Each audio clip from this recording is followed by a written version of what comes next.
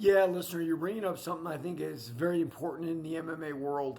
Way back on the UFC show where they brought all the old contenders back, Matt Serra was fighting Chris Lytle, and Matt pushed him up against the cage the entire time. And now, to me, as a stand-up fighter, as a kickboxer, as a boxer, I thought to myself, okay, Matt is holding. Matt is in the clinch. Matt doesn't want to fight.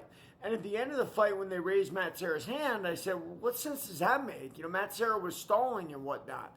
And it wasn't until years later when I would begin to train jiu-jitsu that I understood what they meant. Effectively, that if Matt has you against the cage is akin to the floor, and if he keeps you there, he has mounted you. Now, that seemed all well and good. I said, oh, okay, now I understand why Matt won. Because it's not really easy to keep someone up against the cage. You know, if they don't want to, you got to struggle to keep them there. It's maybe not as hard as keeping someone down when you're on top of them, but, you know, whatever. And then, you know, Aldo Bautista came.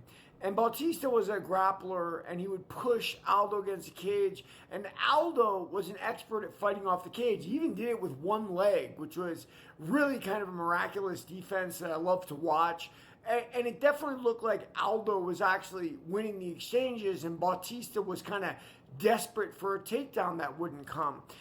And that's where you get to the scoring in MMA. It's still a new sport. You know, when did it come around? 1993? When did it actually become a sport? 2002?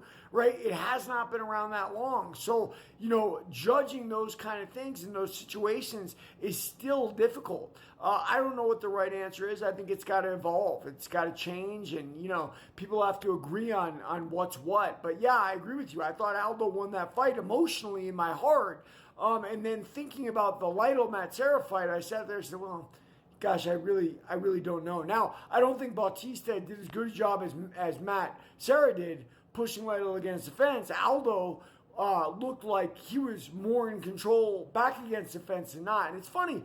I mean, I have some experience with this. Jason Lambert was a really short light heavyweight, and he taught me wall fighting. And his training partner, Manny Rodriguez, was King of the Cage champ. And Jason was a Bellator UFC fighter. And Manny would go up against the cage, and he would fight Jason off that because Jason was so good against pushing him up against the cage. And together, they made each other better and better at those situations. I don't know what the answer is, like I said. But read my book, Warrior of the Light. It's a good answer.